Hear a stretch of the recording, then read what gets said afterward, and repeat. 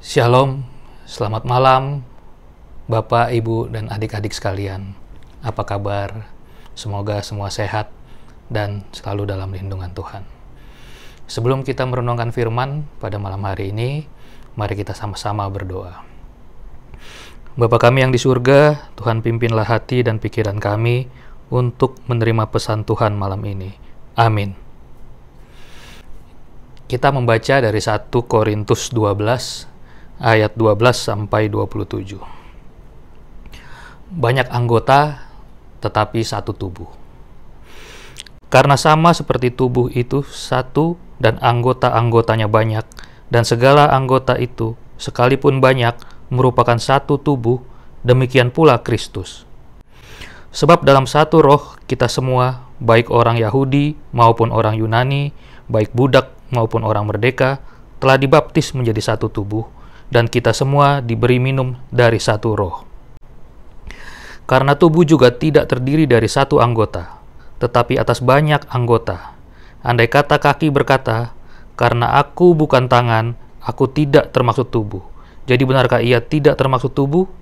Dan andai kata telinga berkata, "Karena aku bukan mata, aku tidak termasuk tubuh." Jadi benarkah ia tidak termasuk tubuh? Andai kata tubuh seluruhnya adalah mata, di manakah pendengaran?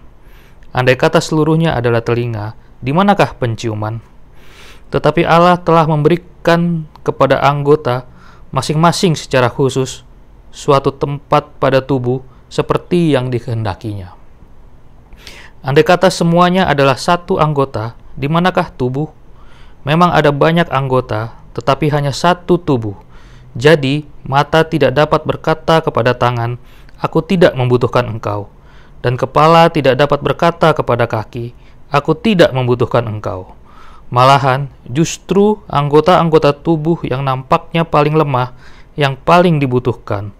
Dan kepada anggota-anggota tubuh yang menurut pemandangan kita kurang terhormat, kita berikan penghormatan khusus. Dan terhadap anggota-anggota kita yang tidak elok, kita berikan perhatian khusus. Hal itu tidak dibutuhkan oleh anggota-anggota kita yang elok. Allah telah menyusun tubuh kita begitu rupa, sehingga kepada anggota-anggota yang tidak mulia diberikan penghormatan khusus, supaya jangan terjadi perpecahan dalam tubuh, tetapi supaya anggota-anggota yang berbeda itu saling memperhatikan. Karena itu, jika satu anggota menderita, semua anggota turut menderita. Jika satu anggota dihormati, semua anggota turut bersukacita. Kamu semua adalah tubuh Kristus, dan kamu masing-masing adalah anggotanya. Amin. Bapak, Ibu, dan adik-adik yang terkasih, perikop ini tentunya sudah sering kita dengar, kita renungkan. Biasanya fokus kepada kebersamaan dan fungsi masing-masing sebagai anggota tubuh, yang saling menopang dan saling membutuhkan. Tidak dapat terpisahkan karena dalam satu tubuh Kristus. Malam ini kita coba renungkan, kita fokus kepada ayat yang ke-18. Kita beri tema, Tuhan memberikan kita masing-masing secara khusus suatu tempat seperti yang dikehendakinya. Maksud Tuhan kurang lebih begini. Fungsi-fungsi sebagai anggota tubuh Kristus sudah ditentukan oleh Tuhan. Fungsi-fungsi itu bukanlah pilihan kita. Fungsi dan di mana kita hari ini bukan semata-mata kehendak kita atau mau kita. Kita mau jadi ini, mau jadi itu. Tidak seperti itu. Fungsi dan keadaan kita saat ini sudah digariskan, sudah ditentukan oleh Tuhan. Bapak, Ibu, dan adik-adik, memang kendali hidup kita sepenuhnya ada pada diri kita. Perjalanan hidup kita ditentukan oleh keputusan-keputusan kita. Sepertinya Tuhan tidak ikut menentukan. Ya, pikiran kita pasti seperti itu. Tetapi sejatinya Tuhan yang Maha Mulia dan Maha Kuasa ikut menentukan situasi kita saat ini. Dia tahu persis kita. Dia melihat kita nyata. Dia menempatkan kita. Dan dia tidak main-main dalam menempatkan kita. Dia tidak asal-asalan. Dia tahu persis kita. Tuhan menempatkan kita dengan maksud dan tujuan tertentu. Yang pertama tentunya untuk kebaikan kita. Yang kedua untuk kebaikan orang lain. Dan yang ketiga untuk rencana-rencana Tuhan. Inilah tujuan Tuhan menempatkan kita pada hari ini, di tempat ini, saat ini. Baik atau buruk, suka atau tidak, keadaan dan situasi kita hari ini, disinilah Tuhan sudah menempatkan kita. Segala kesulitan yang kita alami, Tuhan tahu. Segala ketidakberdayaan kita, Tuhan tahu. Demikian juga Tuhan tahu kemampuan kita, ketulusan kita, dan kepercayaan kita kepada Tuhan. Dia sangat mengenal kita. Karenanya, yang pertama, percayalah apapun fungsi kita hari ini, keadaan kita hari ini adalah kehendak Tuhan.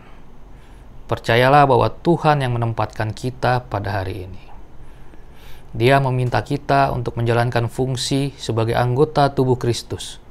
Dia meminta kita untuk berkarya sebagai pengikut Kristus di keluarga kita, di lingkungan kita, di pekerjaan kita, di negara kita. Yang kedua, mari kita bersyukur.